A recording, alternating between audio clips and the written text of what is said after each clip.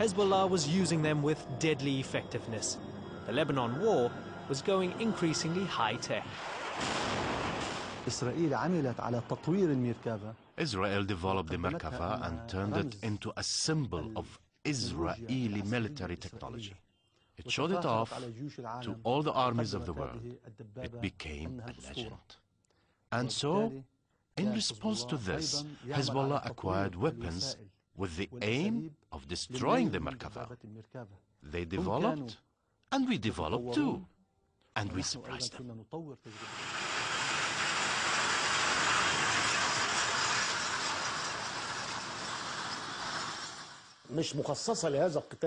Hezbollah fighters were waiting in tunnels and bunkers. To the surprise of the Israelis, they kept emerging like ghosts to strike the tanks entering Lebanese villages.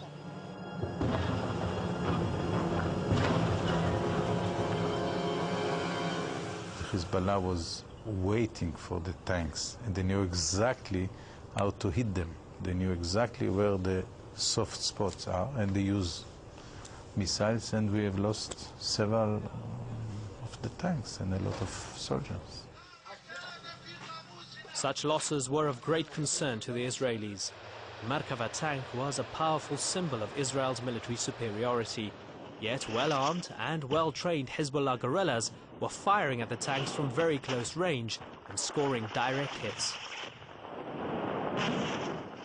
It seemed as if the ghosts of a past war were coming back to haunt the Israelis. The Israelis were facing another war, a war like that of '73. Its opponents had determination and modern weapons, and so the Merkava was in a situation against Hezbollah fighters similar to that of Israeli tanks against Egyptian infantry in '73. After losing several tanks and sustaining casualties, the Israelis chose to advance via a different route. This second thrust took them through this area, called Wadi Lahjar. It was a little, small wadi, narrow valley, that curved like a snake.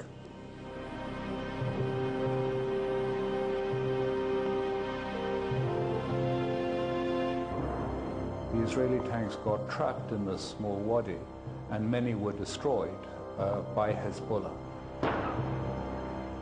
And of course, find it very difficult to bypass or get past either the lead tanks that had been destroyed or some of the rear tanks that had been destroyed. And that left them in a very difficult situation, and they had to retreat.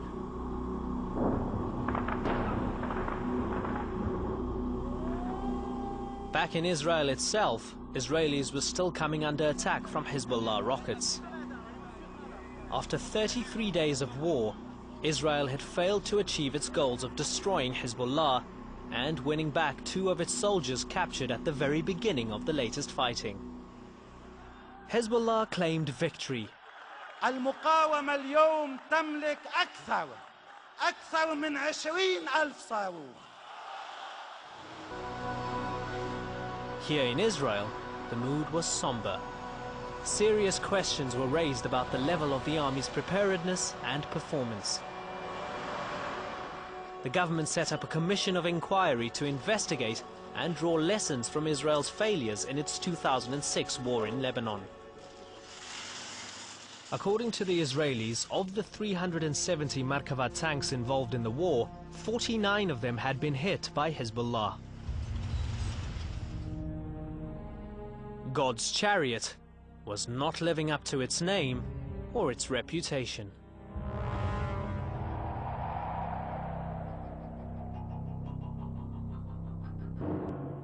Beyond its technical and military capabilities, Israel's main battle tank, the Merkava, is a potent weapon of psychological warfare.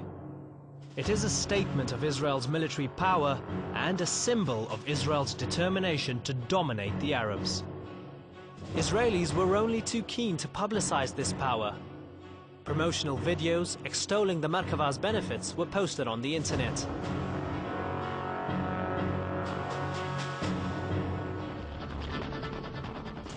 Yet Israel's enemies also proved media savvy. The Al-Manar television station, owned and run by Hezbollah, broadcast its own edited version of the Israeli videos. Except Hezbollah's message about the Merkava was wholly different.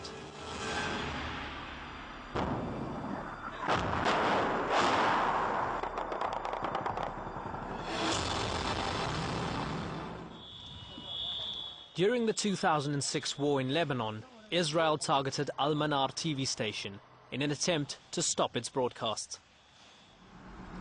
Ali Shuaib is a correspondent for Al-Manar. Here in the town of Nabatia, he showed us the building in which he used to work before it was destroyed by an Israeli aerial attack in the 2006 war. Hezbollah had declined to give us an interview with its fighters. But Ali Shuaib was able to provide an insight into the mindset of these fighters. During the war, he embedded himself with a Hezbollah guerrilla unit. It was a matter of determination. Hezbollah fighters would not fire their anti-tank missiles until they were 100% sure they could strike a Merkava. Some Merkavas were destroyed from only 20 meters away. The issue was not the technology of the missiles, as the Israelis claimed after the war. The issue was determination, creativity, and innovation in the battlefield. Even some Israelis believe the mental qualities displayed by Hezbollah guerrillas proved an advantage, despite the fact they were outgunned. If you are handling a situation in a battlefield when the Merkava is against some half Shahid, it's a problem. It's a matter of determination, not a matter of a well-designed tank, which the Merkava is. Israel had years of experience fighting Hezbollah during its 22-year occupation of South Lebanon. Yet in the Merkava, the Israelis were still deploying a weapon originally designed in the 1970s for large-scale tank warfare between nation-states.